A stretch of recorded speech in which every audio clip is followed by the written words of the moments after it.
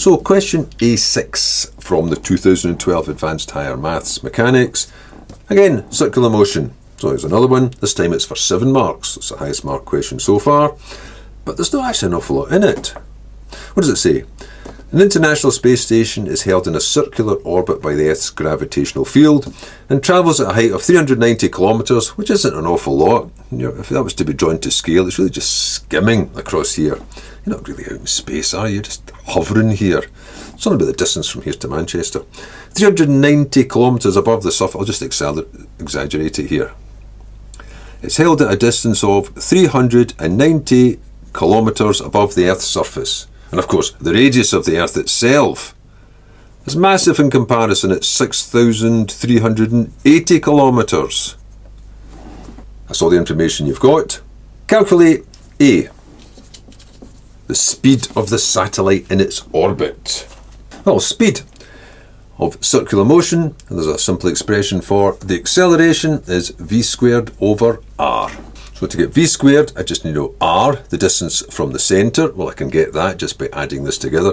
If I call r the radius of the Earth, 6380, and r the radius of the orbit, it would just be add that on, 6380 plus 390, which then gives me that 6770 kilometres. That's going to be a bit of a nuisance, with lots of zeros or 10 to the powers kicking about. But now the business about the acceleration. You know the acceleration due to gravity at the surface of the Earth. That's the g value.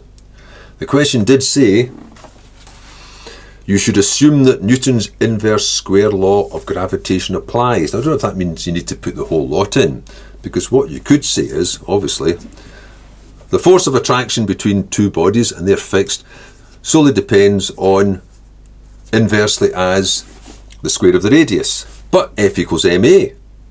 So that means the acceleration also depends just on the square of the radius, which means that that'll be a constant. So you could say that ar squared will be a constant.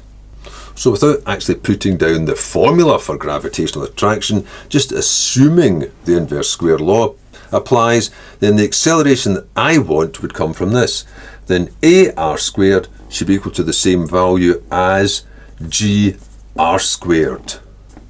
So that acceleration should be g times r squared over r squared. In which case, equating it to this, that means that v squared over r is equal to g r squared over r squared. So v squared would be g r squared just over r, and then taking the square root of that. So the square root of, you could take that r out even, but I'm not written it now, I'll leave it in. It's just a case of put the figures in, and out will come the answer. So it's the square root of 9.8 metres. So that r will have to get changed into metres. Now two sets of those kilometres will cancel out here, leaving you just one net set of kilometres, wouldn't it? Because r over r would then be unitless, just leaving that r on its own.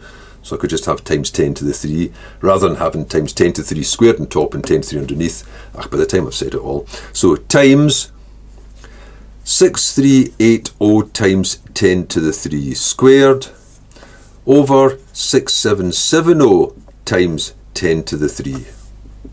Pressing the buttons gives you 7676.07. What we call that? Oh, they seem to have just left it as 7676 metres per second.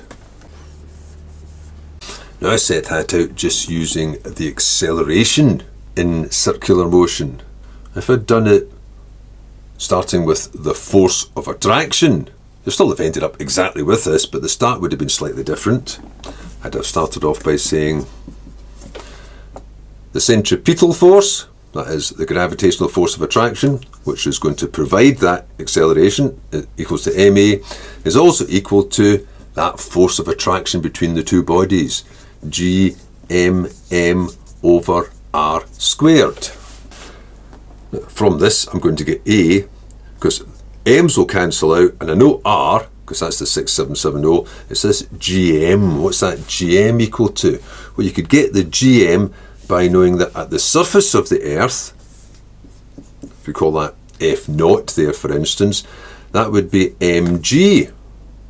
And that would equal gmm over r squared, which means rearranging that for gm would give you, the m's would cancel, and then you've got g r squared.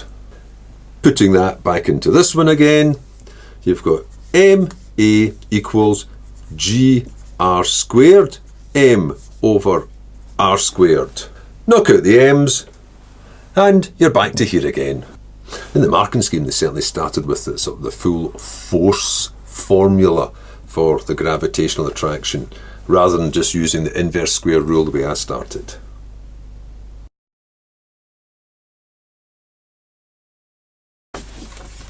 Part B then, the number of times a satellite orbits the Earth in one day for 3 marks. But that's just like saying how long does it take to go round a circle? What's the distance round it, what's its speed, and how many of them can you fit in a day? Even the first part for 4 marks wasn't a great deal. I didn't put it down. They had it split as 2 marks using the inverse square rule to find the acceleration effectively, the 3rd mark for getting the formula for v squared, and then the 4th mark for putting in the figures. They had the first 2 marks written using the formula though, so the way I did it second there, finding that constant gm was a mark, and then using that to find a effectively was the 2nd mark. So what's this one? Well, if I were to travel, it's going round a circle, 2 pi r.